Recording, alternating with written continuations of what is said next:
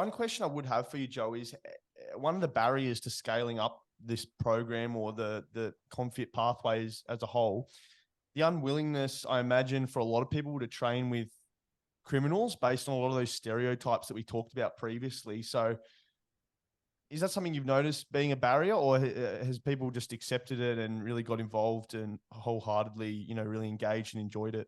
It's 50-50, right? So our one of our mission is to break down that stereotyping. Yeah. You know, and it is super important who we bring in as well onto our team to be able to scale. But from my experiences, we've had nothing but support.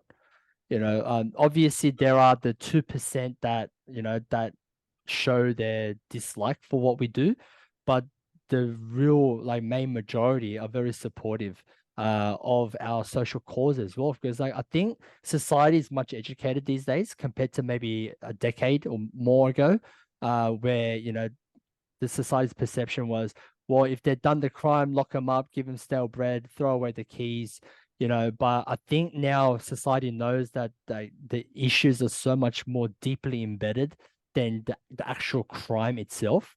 I know that there are some really bad people out there that are currently in jail, which I truly believe that should not be let out, but that's a very, very small minority. The majority of people, like I said, mentioned before, like stem from a background of disadvantage, childhood trauma, lack of opportunities.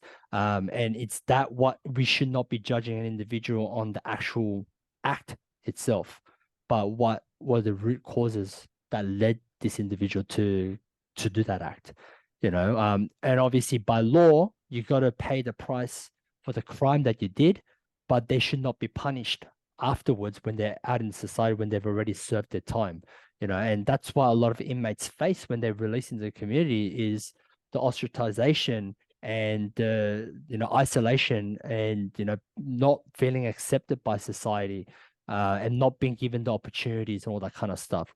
So we're trying to change that through what we do best, you know, which is fitness.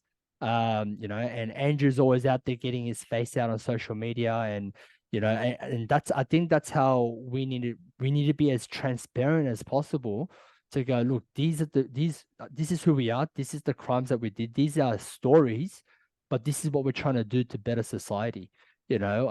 And that's been our mission, and it is hard, but you know, we've never had any clients saying we don't want to train with you because you guys are inmates. It actually adds a bit more interest and curiosity to for people wanting to come and train with us, because our saying is, you know, do you really want a fitness coach that doesn't have much life experience, who've gone and got their Cert 3 and Cert 4 qualification, you know, and they've been working in a gym the whole time, or would you want someone that's actually hit rock bottom, you know, and go into the depths of prison, having to overcome that through fitness, that adversity, you know, having that resilient mindset, and coming out of that and becoming a coach to be able to help others to turn their lives around, you know, like, who would you rather want, you know?